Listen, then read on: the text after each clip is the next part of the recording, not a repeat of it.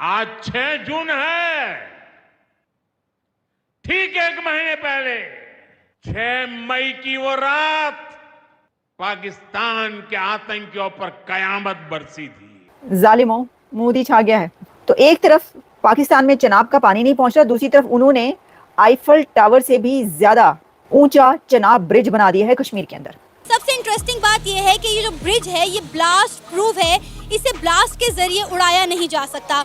दुनिया का ये पहला ब्रिज है जो इंडिया की जानिब से बनाया गया है, जो टोटली तौर पर ब्लास्ट प्रूफ है। पहलगांव के बाद ऑपरेशन सिंदूर एक थप्पड़ था, वो अलग तरीके का थप्पड़ था, लेकिन उसका जो अब और जबरदस्त थप्पड़ पड़ा है इस देश में रहने वाले देश के दुश्मनों को, हमारे पड़ोसी मुल्क पाकिस्तान को, और वो थप्पड़ पड़ा है कि श्रीनगर वंदे भारत ट्रेन फाइनली पहुंच गई है।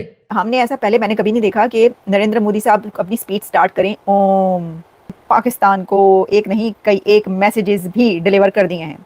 ये एक बहुत बड़ा मैसेज है कि the highest bridge of the world उन्होंने कश्मीर में बना के दिखा दिया। जय हिंद दोस्तों, स्वागत है आपको वन शॉट इंडियन मीडिया पर। दोस्तों, जम्मू कश्मीर के रियासी जिले में स्थित चिनाब ब्रिज का प्रधानमंत्री नरेंद्र मोदी ने उद्घाटन किया है। भारत ने इस चिनाब ब्रिज के उद्घाटन के साथ न केवल अपने इंफ्रास्ट्रक्चर विकास की दिशा में एक बड़ा कदम उठाया, बल्कि भारत ने पूरी दुनिया को यह दिखाया है कि हम सीमावर्ती इलाकों में भी पूरी तरह से आधुनिक कनेक्टिविटी देने के लिए तैयार हैं। यह पुल जम्मू कश्मीर के चिनाब नदी पर बना है और इसे दुनिया का सबसे ऊंचा और ब्लास्ट प्रूफ रेलवे पुल माना जाता है। इस ब्रिज को उद्घाटन समारोह के दौरान पीएम मोदी ने 6 जून की तारीख को याद कराते हुए पाकिस्तानियों को कहा कि यह वही दिन है जब भारत ने आतंक के खिलाफ कड़ा एक्शन लिया था और पाकिस्तान के आतंकी ठिकानों को मिट्टी में मिलाने का काम किया था। उन्होंने कहा कि ऑपरेशन सिंदूर भारत की ताकत का एक प्रतीक है और पाकिस्तान को यह कभी नहीं भूलना चाहिए कि भारत ने उसके घर में घुसकर आतंक को खत्म किया था। प्रधानमंत्री नरेंद्र मोदी ने हाल ही में हुए पहलगाम आतंकी हमले को भी कड़ी निंदा की है और कहा कि यह हमला केवल इंसानियत पर नहीं बल्कि कश्मीर के शांति पर भी सीधा वार है। उन्होंने पाकिस्तान पर आरोप लगाया कि वह भारत में अशांति और दंगे फैलाना चाहता है, लेकिन देश अब जवाब देने से पीछे नहीं हटेगा क्योंकि यह बदलता भारत है और यह घर में घुसकर मारना जानता है। कि वो कुछ ना भी कहते तो इस ब्रिज का नाम चिनाब रखना, चिनाब ब्रिज, ये अपने तौर पर अपने तई अपने अंदर पाकिस्तान के लिए एक बहुत बड़ा पैगाम और मैसेज है। अब देखिए चिनाब, एक तरफ जो चिनाब का पानी रुका हुआ है, वो कह रहे हैं कि जी उधर पानी नहीं पहुंच रहा, हेड मिराला से आगे सूखा पड़ा हुआ है चिनाब पाकिस्तान के अंदर। तो वो कह रहे हैं कि उन्होंने पानी रोक लिया चिनाब का, इंडिया में, इंडियन ने, जो इंडिया है उसने, मोदी हुकूमत ने 45-46 हज़ार करोड़ के वहाँ पर प्रोजेक्ट्स इनॉग्रेट किए हैं नरेंद्र मोदी ने कश्मीर के अंदर। और फिर इसमें जो है जी गोल्डन ब्रिज ऑफ इंडिया इसको नाम दिया गया है। आपको पता है कि golden bridge of America, San Francisco में जो गोल्डन ब्रिज है, दुनिया का मशहूर तरीन सैन फ्रांसिस्को का, उसको गोल्डन ब्रिज ऑफ अमेरिका कहा जाता है। यहाँ पर बहुत ही ब्यूटीफुल, दुनिया का दी मोस्ट ब्यूटीफुल ब्रिज कहा जाता है। तो अब ये जो चिनाब ब्रिज है इसको गोल्डन ब्रिज ऑफ इंडिया का नाम दिया गया। ये तो हो गई ये वाली बातें जो मैंने आपको बताई।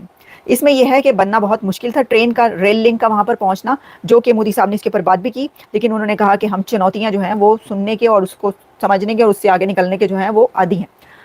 एक चीज़ उन्होंने ये कही है कि किसी भी विरोधी को, रिसेंटली इंडिया ने जम्मू कश्मीर में जो है 560 मीटर ऊंचा जो है सतह समंदर से रेलवे ब्रिज बनाया है। और सबसे मज़े की बात यह है कि दुनिया का सबसे ऊंचा ब्रिज होने के साथ साथ ब्लास्ट प्रूफ है। यहाँ के ब्लास्ट प्रूफ ब्रिज पहली दफा दुनिया में बनाया गया इंडिया की जानिब। जी बिल्कुल, रेलवे ट्रैक है। की रेलवे की तो बात ही छोड़े ना, उन्होंने एक अपना के एक अदारा डेवलप कर लिया है, था वो भी लॉस में, लेकिन उनका ये आया था मेरा ख्याल है 92 में लालू प्रसाद यादव, जिसने रेलवे को इतना इम्प्रूव किया कि अब रेलवे उनका पूरी दुनिया में सबसे ज़्यादा प्रॉफिट में जा रहा है। बॉम्बे का रेलवे जो है सबसे ज़्यादा प्रॉफिट में जा रहा है। उन्होंने नई ट्रेनें चलाई हैं, इंजन नए लाए हैं, नए ट्रैक बिछाए हैं। हमारे यहाँ तो ये चक्कर ही कोई नहीं है, बस एक ऑरेंज ट्रेन बन गई है, वो भी लॉस में जा रही है। यानी उनका इशारा पाकिस्तान की तरफ है कि पाकिस्तान को पहले मुझे फेस करना होगा, पहले नरेंद्र मोदी को फेस करना होगा और फिर कश्मीर तक पहुँचना होगा।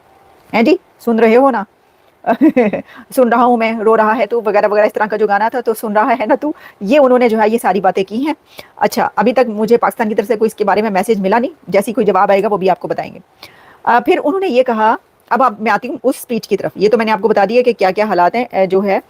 अच्छा, एक और चीज़ उन्होंने कही, नरेंद्र मोदी साहब ने अपनी कहा है, ट्वीट्स भी किए इसके ऊपर, और कहा है today's programme is a huge celebration of India's unity and will power with the blessings of. अच्छा, उन्होंने कहा कि पाकिस्तान ये सोच भी नहीं सकता था कि इस तरह भारत अंदर घुसकर उसकी बेसिस को निशाना बनाएगा, वहाँ पर हमले करेगा।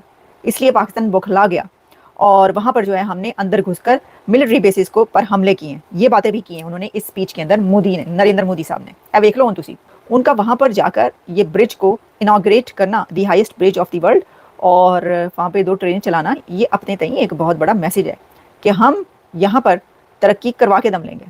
हम जो चाहते हैं कश्मीर के अंदर वो हम करके दम लेंगे।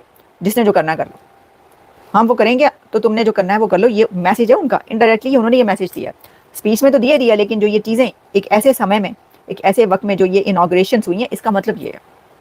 अब वो साथ में कह रहे हैं कि जी तुम अपने लोगों को क्या दे रहे हो और क्या काम कर रहे हो और इस तरह की चीज़ें, तो वो तो फिर लोग जब कंपैरिजन करेंगे तो वो तो फिर आपको पता ही है, बिल्ली थैले से बाहर आएगी।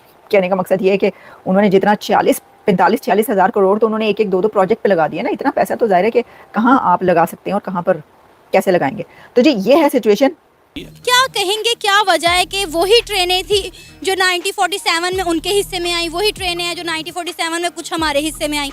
इंडिया आज उन्हीं ट्रेन्स को डेवलप करके और मजीद नई से नई ट्रेन बना के कहाँ से कहाँ अपना रेलवे निज़ाम ले गया। ये है कि वो अपने काम के साथ लॉयल हैं, हम अपने काम के साथ लॉयल नहीं हैं। हमारे रिसेंटली ये जो मुल्की हालात चल रहे हैं पॉलिटिक्स पे, आप देख रहे हैं कि इनका मेन इशू जो है वो करप्शन है। वो करप्शन है जिसकी वजह से हम लोग ये आगे नहीं जा सकते। रेलवे का देख लें निज़ाम, वहाँ काम करने वाले वर्कर ही नहीं उसको छोड़ते।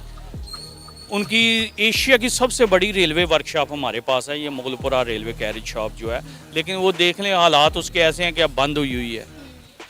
आदमी खा रहे हैं, रेलवे की ज़मीनें बिक गई हैं। रेलवे एक बहुत अच्छा बड़ा प्रॉफिटेबल अदारा बन सकता है, उसकी ज़मीनों बेच के खा गए हुए हैं। क्या करप्शन है ना। मुझे बताएं कि ब्लास्ट प्रूफ जो है रेलवे ट्रैक होने का फ़ायदा क्या है? ब्लास्ट प्रूफ रेलवे ट्रैक होने का फ़ायदा ये है कि जंग के दिनों में जैसे आर्मी को ये बड़ी रेलवे जो है ना ये बड़ी सपोर्ट करती है। इनके बारी जो जंगी इक्विपमेंट होते हैं वो लेके जाने में रेलवे का बड़ा अमल दखल होता है। ये वजह है कि उनको फ़ायदा होगा इस चीज़ का बहुत ज़्यादा। क्योंकि सर जब 2 कंट्रीज़ में जंग होती है तो सबसे पहले वो एक दूसरे के ब्रिज पर ही अटैक करते हैं। और अगर हम अभी यूक्रेन और रशिया की वॉर देखें तो उसमें भी रशिया ने यूक्रेन के सबसे पहले ब्रिजेस पर ही अटैक किया। जी बिल्कुल, हमारे यहाँ तो ये देख लें रावी का एक पुल है, अगर वो उड़ गया तो लाहौर कट जाता है, पूरा लाहौर कट जाता ना। मेन वजह ये मैंने बताई है कि ये करप्शन है। हमारे हुक्मरान जो हैं वो लॉयल होकर सोचते नहीं है। इसके लिए हुक्मरानों को भी हम